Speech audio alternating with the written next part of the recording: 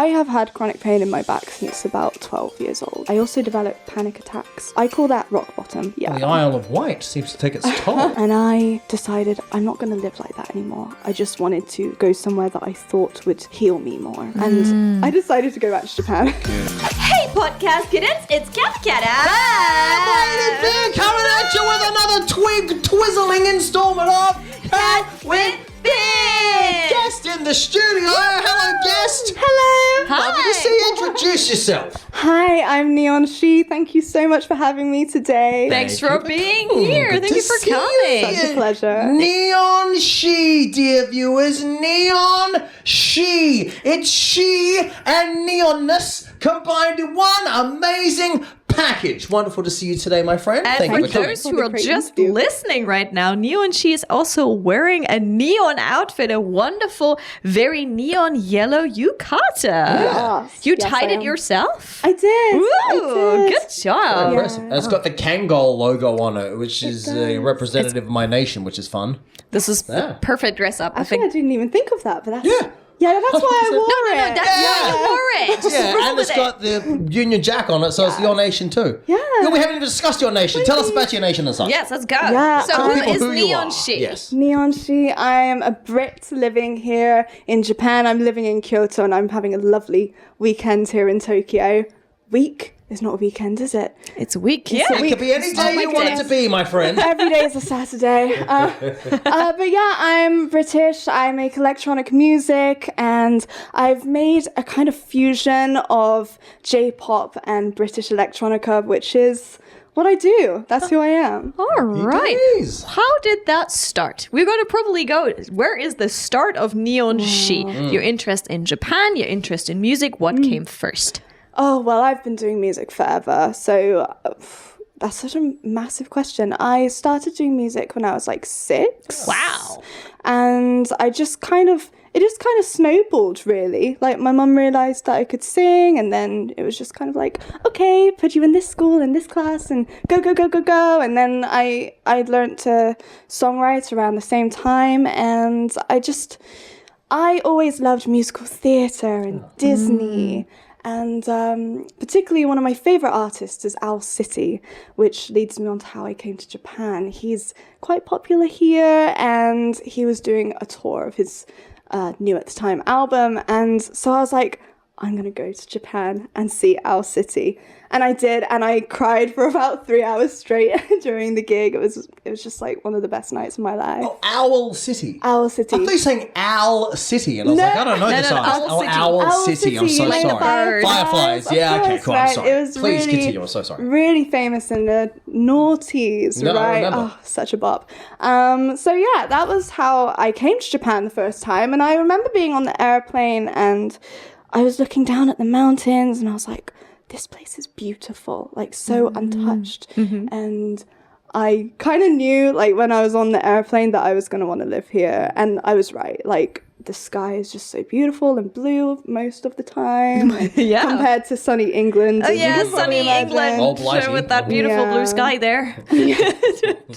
Yeah, and so I just, I saved up for a few months cutting flowers in a little flower shop. And then next thing you know, I'm on the first flight to Japan that I can, and here I am now. Hang on. All right, so wait a second. There's something in between Oh, yeah, there that we there's probably definitely- dropped I was here. gonna say, This is your yeah. life Stuff. story. We can flesh this out a bit more. So this school you went to, did you go to a specialised talent school for children, or this was in normal school that your mum put you in classes? Well, actually, I got a bursary for singing lessons. Oh, wow. I applied for this. I just sang like a load of random stuff that came to my head at the time, and they were like, sing us a song. I did some musicals and stuff like that, and I basically got a bursary until I was about 17 to do classical singing. Oh, wow. That is amazing. So you have already wowed a lot of people with Yeah, your it's skill. very Well, I'd like to think that I'm very blessed to be in this situation. Like, I got that situation when I was like, I think I was 8 when I got that, so I was very young, and I didn't. 8 to 17? Yes. That's amazing. A bursary is like some sort of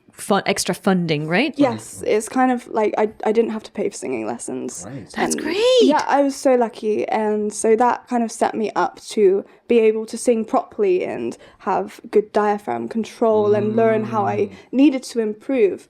But alongside that, I was always pursuing my love of musical theatre, and when I went to college I realised that I loved doing electronic music and Hey. I loved listening to it anyway. So I was like, okay, I'm going to get into producing. My dad had got me like a real DIY studio set up in my room, and I just kind of dabbled like as much as I could. All of my free time I was just dabbling in music and writing music, and eventually I ended up going to college and then to uni, and I've just always studied music my whole life, and now I'm just putting everything into practice and just learning how to like bend and break the rules a bit and like just do things that make me feel good. But yeah. So you had your singing bursary, so age 8 through 17. You're at normal high school, or normal primary school, high school and so forth, but then you get the sing bursary, so you're trained in singing, you're doing musical theatre and whatnot. What happens when you get to the end of high school? I went to music college. Okay, here we go. All right. Hey, there we go. In the UK, In on the the UK. Isle of Wight. It's the only music college on the Isle of Wight. Well, the Isle of Wight must be larger than I thought it was. I thought it was this tiny, tiny, tiny isle, and you had to leave it to go to a college of any kind. No?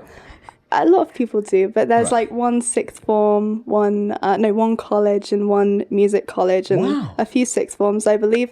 A few sick forms? Sixth forms, I think they're called. It's like where you can carry on at the same school and do your like A levels. Well, you are using a bunch of UK words that we clearly don't use in my country. I don't know any of the terms you just said. So so you went for the different types of schools and then made it into musical college. Yes, so that was actually commercial music college. So that was like studying pop music, rock music, and really in-depth like songwriting. It was a great school. I'm really, really thankful that I was able to go there, and just such a mixture of people as well from all different genres. When I went to university, it was very like purely pop music, and I loved that. I'm such a pop princess, so that was really cool. And I think I've had a really varied background in music, and it's been really beneficial for me to just be able to find out what I like. Yeah, so I'm trying to incorporate everything, like the Disney love, the musical love, the electronic music love, and I think in some ways like the J-pop has many elements of that anyway. Yes, so Right? that's the question. No, we have your love for music. How does your love for Japan come in? Who's inspired you? Oh, wow. Well, I think artist-wise, production-wise, I love Kari Pyomu Pyomu. I think she's so fun. Like I can just be like vibing constantly to her music. And Perfume. I think Perfume is a fabulous girl group, and yeah, they're just so amazing. I love the coordination. I love the music. There was a really great song, Fusion. Do you know that I think I know one? Fusion, yeah. Oh, it's so badass. Oh, it's so great. Sorry, we say badass. We say badass left and right. You can It's say anything you like. badass. Yeah, I think that's it. Happy days. So, a lot of our viewers are always interested in like what like else you love about Japan. So, what is like is the main love for you? Was that always music, or is there anything else that inspired you before you came? It's definitely, for me, it's about the feeling. I love how Japan feels. I love the people. I love the scenery, especially now living in Kyoto. It's so diverse, different compared to Tokyo. Right? When I moved to Japan, I lived in Tokyo for 3 years to start, and I was like fresh out of uni. I was so like eager to be in a big city. Oh, so you were quite young when you had this owl city come to Japan eventually. Oh, Yeah, right. yeah. So hold on. So you went to college, and after college, you went to see the concert. Yes. So you were inspired. You're like, I want to come back. Yeah. So what happened after that? Yeah, I was so inspired. I couldn't wait to come back to Japan, and I just saved up for like 6 months, and I applied for the working holiday visa. Yes, the working holiday visa. I'm so Yeah. sorry. If The you're old listening and you're WH. American, you can't get it, but the working holiday visa is just gold. You can live in Japan for an entire year and work or travel, whatever you want to do. You need to obviously prep. You have probably different documents depending on the country. You need to prepare for it. But that's when you came back. Yeah. You're like inspired. You're here. You packed your bags. But your family Yes. letting you go? Where they're like, "Oh no!" What was your reaction? Mixed reactions, very mixed. My dad was like, go, and then a lot of my other family were like, yeah, go, but we'll miss you, kind of thing. Like, It's okay to ask what year that was. that was it was the year before COVID. Exactly. That's why I was asking. I'm like, where does the big C come? Yeah. Oh my gosh. So 2019, I assume. yes, Yeah. yeah, January 2019, I believe. Okay. All right. I'm curious how that comes together. You snuck 12 months in though before the great Panini. yeah. The great Panini. The great debacle. Okay, sweet. So January 2019, you've said, all right, I'm moving to Japan, working holiday visa, sweet as, touchdown. What, when you get to Tokyo, you just you get off the plane singing? What's the story? Oh yeah, that's pretty much it. That's the end. That's the end.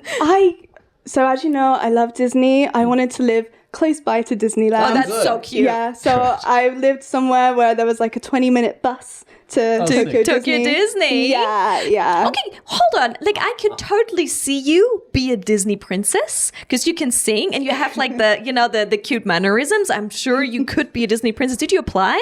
Well, this is the thing. I'm kind of covered in tattoos. I did see you got a tiny little tattoo on your pinky tiny finger here. tattoos. It looks like you were in the Navy, actually. It looks like you got a couple of those pointy jigs. Yeah. Thank you. Yeah, you're welcome. Yeah. Okay, yeah, you have a lot of tattoos. Show us the rest of them that you can't show us easily right now. I actually got a new one yesterday. There's another one. Yesterday. Wow, Well, just show the camera. that's a Here we pretty go. one. I So got this the- one in Harajuku lovely. yesterday. What does it mean to you or symbolize to you? Well, this is actually probably the most meaningful tattoo I've ever gotten. My grandfather passed away earlier this year. sorry. I'm sorry. It's okay. He lived a really long, happy life. And he was a pharmacist. And so this is why I got the serotonin. And he said to me, whatever you do in life, just be happy. Oh, that's and so that's why I got this one. That looks like the periodic table somewhat that you've got that's going So on it's here. serotonin as It's serotonin. You would have loved to be a Disney princess because I could see you as a Disney princess, but they didn't let you. I never. You never applied. I never applied. Oh, I never applied. I should have. I nearly went to an audition actually when I was living in England, but I actually had just applied for uni at the time, so I was like, uni, Disney, and so I chose uni. Oh, so you went to university in Japan? No, in England. In So England, hold on. Basically, if you want to, I'm not sure if it's like this now, but if you wanted to apply to work at Tokyo Disney, you had to apply from your country. Yeah. So I was going to go to London, do the whole like Pineapple Studios, like interview, audition, but I wanted to go to university. It's always been a dream of mine, so I did that. That's a good dream. That was your dream, to go to university. One of them. What a good dream. One of what the a wholesome dream. It's a good one. So we have the first impression, the first 3 months. Then you pack your bags. You come here for working holiday for a year. So probably tried different things during that working holiday year. Yeah, so I actually went with the intention of coming for 6 months. Okay. I said to my family, I'll be back in 6 months, don't worry. And I just loved it. So I managed to get a really nice job at the time and then like get a working visa. Oh, wow. Yeah, I could switch. So that was really great. And so I could stay for 3 years. But as you know, like around halfway through that, That's when the panini comes. the panini happened. Yeah, that's actually one of the interesting parts of this podcast that everyone has but then Yes. this happens, right? And how it throws like a wrench into everyone's plans. Yeah. So you had a job, was it connected to singing? Kind of. I was teaching. I think a lot of people end up teaching here in Japan, but this job was great because I was like a specialized music teacher. Oh, so fantastic! yeah, That yeah, is it was fab. exactly what works for you. Yeah, it At was one of the great. high schools or something? Or? Like a really small kindergarten and after school. So it was great. really fun. I just got to sing Disney every day, basically. Hey, that sounds wicked. like the Great. dream. Even without being a princess, you managed to do the singing I and felt the like Disney. a princess. There you go. Yeah, that's awesome. That's good. So you found something that was relevant, but then the pandemic closes up. Yeah. So what was your choice? Stay or go? Gosh. So actually I forgot about this, but this is quite crazy. I was actually swapping the work visa in England when the pandemic hit. So I had to make the choice, do I stay in England or do I go back to Japan? And I decided to go back to Japan. Okay. And yeah, I don't really know what led me to make that choice, but it was so decisive for me. I think, I don't know, like, I just love so much about Japan, especially the weather, the people, how I find it very easy to live here. So when you were going back to swap it, was it already a borders closed situation and you had to wait it out in the UK, or did you manage to come before the borders closed? Just before my first, I had booked a flight. That flight got cancelled. Yeah. And so I was like, okay, do I rebook it? What do I do? And I just rebooked it and I was like, I've got to go. Because if I don't go, what's going to happen? Am I going to regret it? And you would have been cut off from Japan for several years. Yeah, totally. And I'm really, really glad that I came back. Right. How did you then go through the pandemic? Did you like write songs in the time, or was your like pandemic survival strategy? We all have one. Yeah. So actually I created NEONshe during the pandemic. Yes, I did. And that was that was like my safe space. I had done music with bands and other names, and I just wanted something that I could be a bit more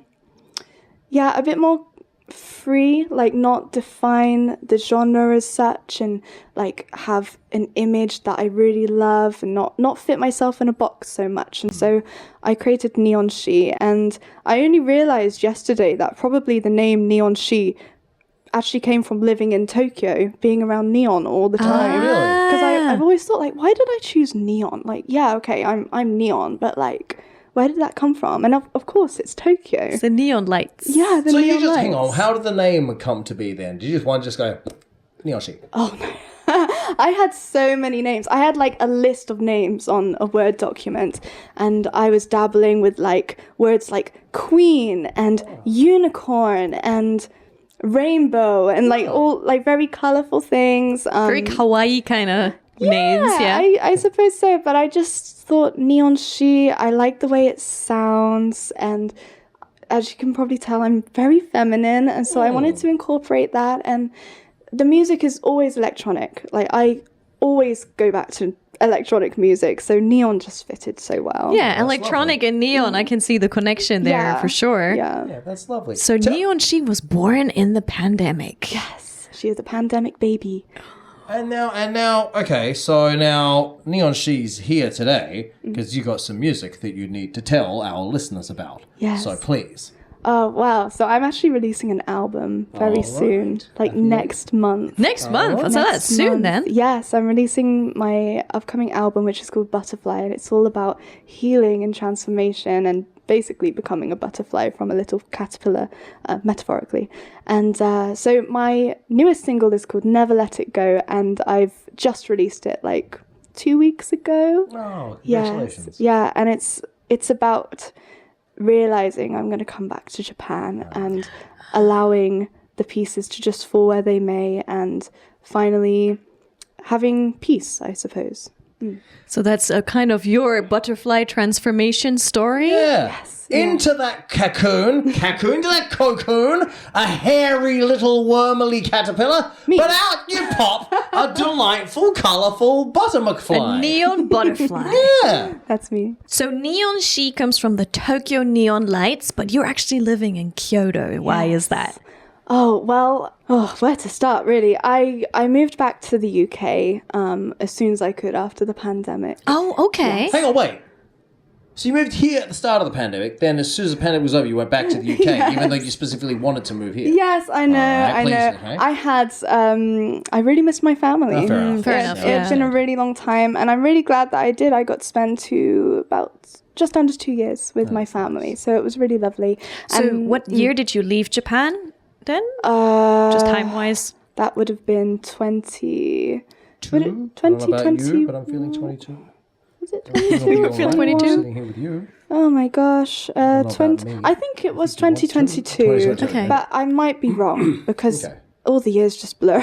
Fair enough. The pandemic You know what I mean? and post-pandemic times are Yeah. kind of crazy. But yeah. So you couldn't, for a time, you couldn't leave Japan. And, couldn't. you know, I think that is also a big effect of like wanting to meet your family when you can't if you want to, or like you're worried about everything falling apart. Yeah. So you kind of got the chance to leave and you're like, okay, I want to see my family. Yeah, that's totally it. Like, I had been, as we all had been, just stuck indoors. I created an album out of the pandemic. There you so that was go. great. You made the most out of that time indoors. Totally, you have to, right? You know, what else can you do? You just have to, make the most of it.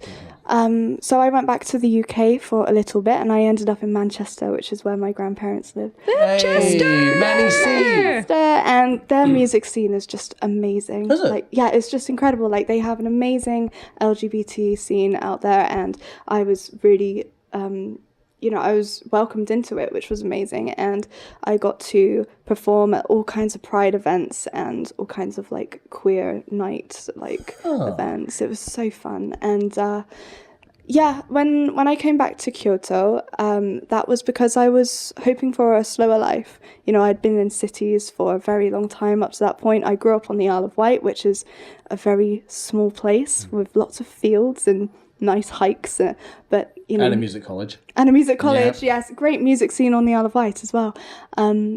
But I really wanted to go back to the slowness. And I'd never lived in Kyoto before. I'd visited, but I've never lived there. And it was just kind of a risk, I think. I wasn't sure what was going to happen, and I was very nervous. I was already coming out of like being quite sick, and I just wanted to take a shot in the dark and go somewhere that I thought would heal me more. Hang on, being quite sick, as in you got the plague? Yeah, exactly. No, but you got the COVID, or what do you mean No. sick, or you were just mentally unhappy? I was physically and mentally very unwell. Was it the vid?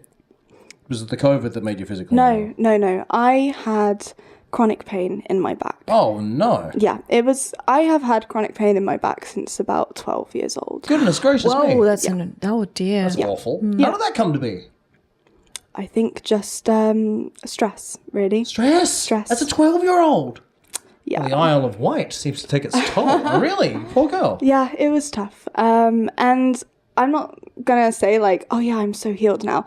I'm in pain sometimes. Like that's the reality of my life. Sorry to hear that. But no, don't be sorry, because actually I think a lot of it comes down to mental resilience, and I did not have much of that. And I've learned a lot over the last couple of years, especially making this album.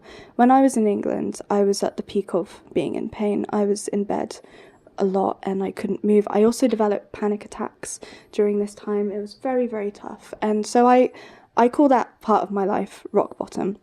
And I decided I'm not going to live like that anymore. I'm going to use my experience for good, firstly. I think that's really important. But secondly, I'm going to get myself out of this. I was told by doctors over and over, you're always going to be in pain. You're always going to be this way. So just take some pills. And oh, wow. In short, that's kind of what I was told. And I thought, I'm like 20, I was like 25, 26 at the time. So I'm not gonna just like give up. So there's a whole conversation to be had there about Big Pharma, I reckon, but we won't have that right now.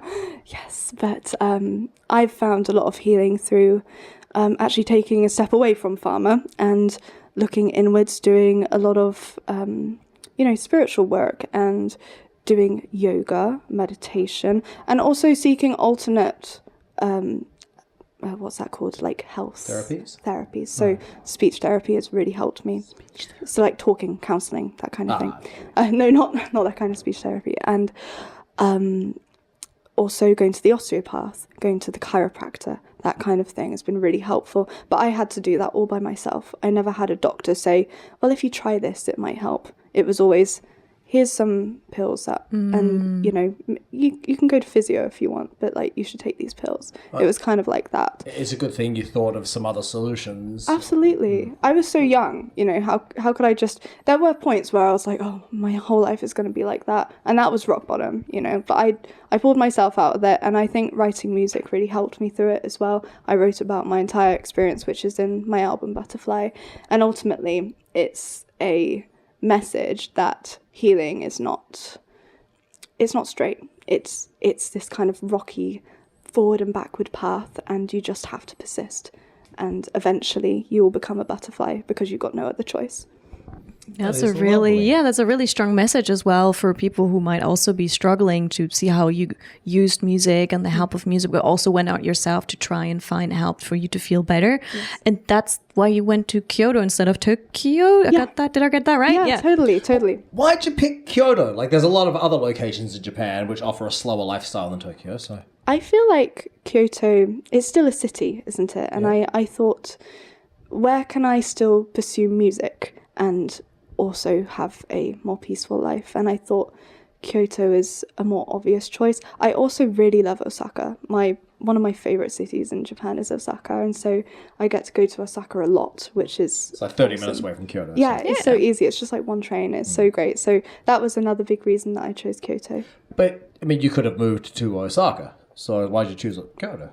I feel like Osaka is kind of like, it's like a mini Tokyo. Like it just feels a bit too fast paced for me. fair enough. Yeah, I just wanted to be around trees and nature, that kind of thing, and yeah. So let's have our Kyoto discussion, because the Kyotoians are known for being the most Japanese of the Japanese communicators. So we have a whole episode. You can go back, it's like episode 10 or something, right? We talk about Kyoto communication. I think, something like that. It's Something one like of the that. first episodes where we learned about, days. like, there's very much mate. passive-aggressive. Very passive aggressive. in Friendliness. Kyoto. The get the duck out bird, that's a classic. It's a hit of the podcast. The old get the duck out bowl of porridge they give you. The old get ready for dinner, you're not invited, eat this porridge and leave porridge. Yeah, be sure to tune back to that podcast You episode. can find it. It's one of our early episodes. You'll be able to find it here. All I'm about gonna this have to city you listen live to in. this because Please. I have no idea what You have you're not talking experienced about. that. That's good, Well, though. it's good that you have not experienced the horrors of Kyoto passive aggression. Yeah, I guess so. Yeah. It means you've done everything right. Yeah, that's exactly right. Yes. Yeah. There we go. Yeah. So Kyoto lifestyle, so you like have like forests nearby, or are you like more in like the side of the city which is towards the mountain, or like in the city or Yeah, I'm near like do you know like Katsura area? Like there's like Katsuragawa, which is a really lovely river on the west side. I think so. Yeah, it's lovely. It's really nice. I'm not like right in the mountains, but I can cycle for like 10 minutes and then I can see them and all the nature. forest. Yeah, so it's good for me because I'm close enough to like all the trains and stuff, and I can go to events and meet my friends, and it's it's a great little community, especially the music community. I feel like it's so close knit and lovely. Oh yeah, tell us more about the music community in Kyoto. So far, I've got some really lovely friends who are very much in like the more acoustic music side of things. They do like more blues, jazz, a little bit of rock, that kind of thing, and like band music. I've yet to find any like electronic musicians, if I'm being honest. So this is how you got to Kyoto, and you've been creating music. So how many songs are on your album? There are 16, I believe. 16. Wow.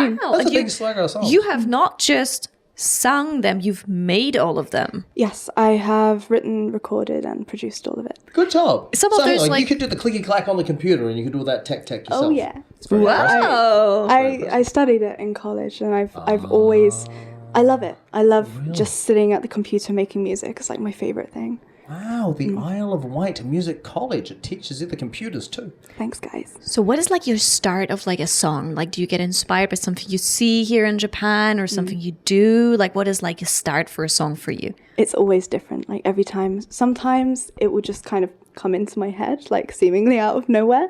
And so I'll just have to quickly write it down on my phone or like sing it into my phone or something.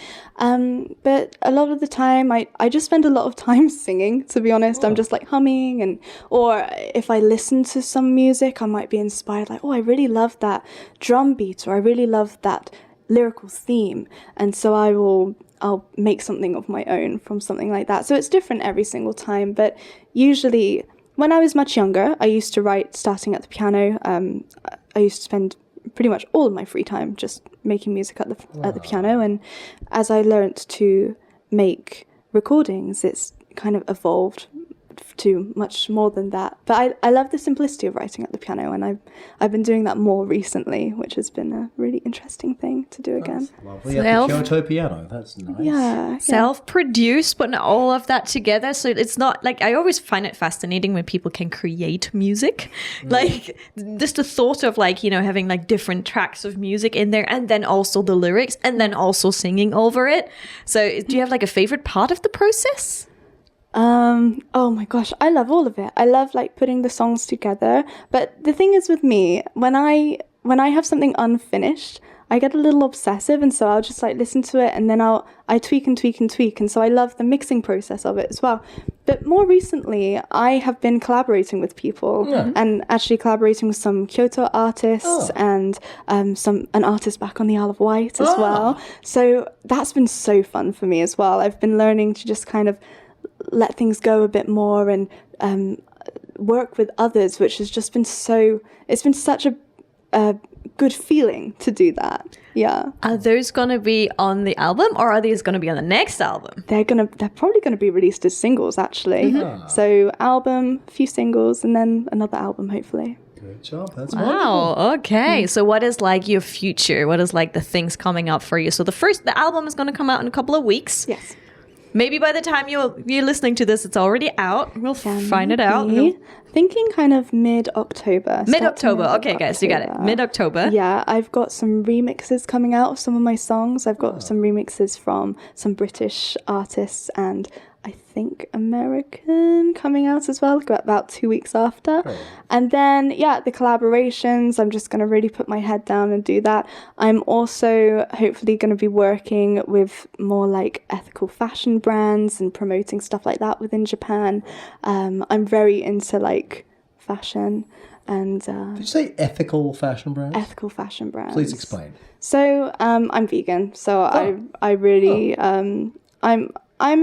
I'm a vegan for the animals, but like I think as time goes on, I'm definitely becoming more of like an environmental vegan as well. An environmental vegan? Yeah, you know, climate change. Don't eat cows because they take up a lot of lawn space. Yeah. So we could have trees there. Yeah, totally, that kind of thing.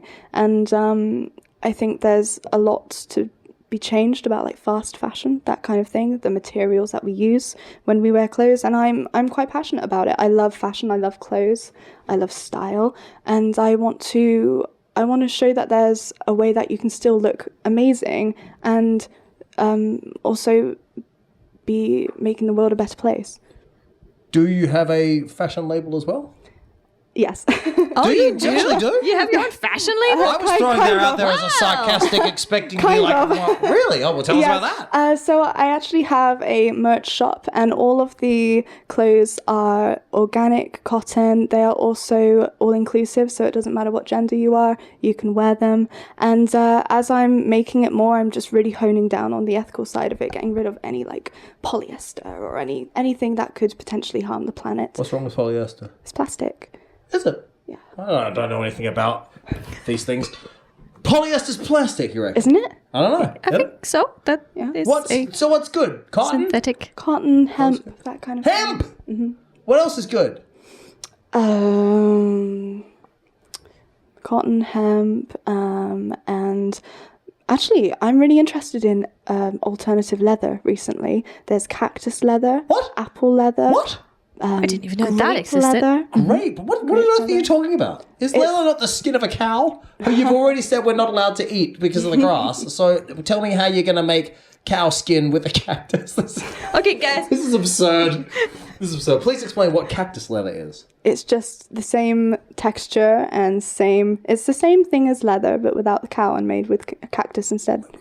How does that... I don't know how they make it, but it's much better for the planet. It's less chemicals. It's less, cruel labor for the people involved. It's a better way to do things. I was just in Phoenix where we heard all the ways you can consume cactus. It turns out you can put it on top of your body as well. Oh yeah, actually in Japan there's a brand called NEONshe, which I really love. NEONshe. A restaurant called NEONshe, vegan restaurant, and they are doing cactus leather coasters and pen cases and all kinds of really cool stuff at the moment. I find cactus delicious, but I've never tried to put it on my person.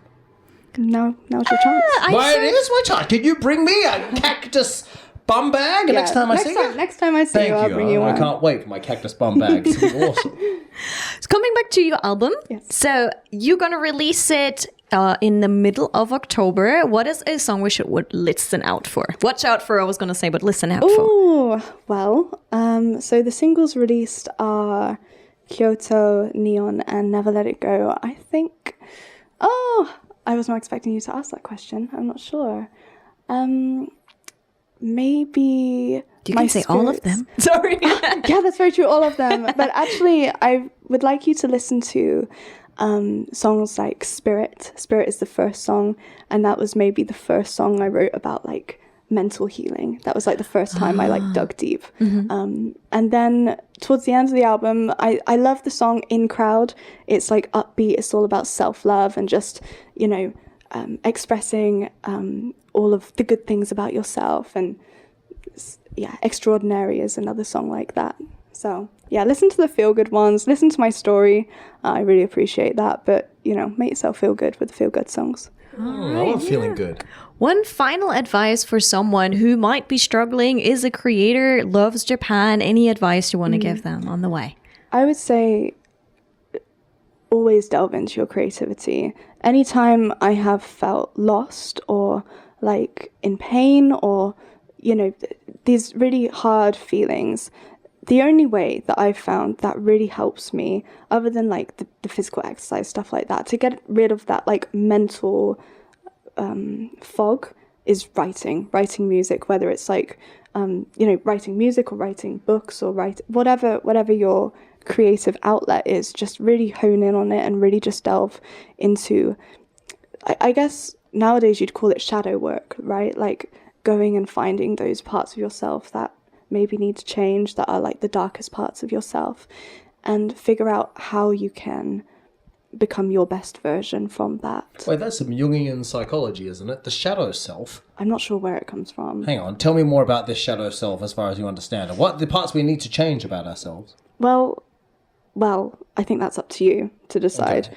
But like, for me, it was resilience and sensitivity. I didn't realize how I was allowing my sensitivity to control my life and ultimately keep me in pain and keep me, you know, mentally unwell. So, but I learned all of that through therapy, like talking to a counselor who was really amazing. But once I learned that about myself, I've put that into music, and it's almost like you write something and you let it go, right? I think that's really important, not to just hold on to stuff. Just find some way to get it out of yourself, like physically through music or art or whatever, and it becomes much easier to heal from that point forward. Wow. Well, Wow. on that note, Thank tell you the for people, sharing. Thank you for sharing. Where that. can people find you on the social media and the internet? I am on Instagram. I'm everywhere, actually. I'm getting on TikTok a little bit more, but I'm on YouTube. I do like get ready with me videos whenever I'm like making new music, and people can ask me questions on there, and I talk more about like my mental health journey and stuff like that. What's on there. your internet and what's your squiggle at? Usually NEONshe, occasionally NEONshe.music. All right, cool. Okay. Yeah, but if you just type in NEONshe to Google, like, you'll be able to find me. That is a good name that you found there and that it wasn't taken yet, mostly. Yeah. That's fantastic. Yeah. It's short, it's memorable, it's everything. Thank you so much. Well, it's been an absolute pleasure talking to you. Thank you so much for coming. Thank you for having me. Oh my else goodness. you want to say to the people before we wrap it up? Thank you so much for supporting my music. Thank you for listening to my album, and I wish you all a really happy and healthy life. Oh, it was Thank lovely. you. That was great. Thank you so much for being Thank you. here. Thank you. Absolute pleasure. Definitely And check her out. And Thank you for being here, dear viewer or listener, Listener. as the case may be. And we'll see you next time on another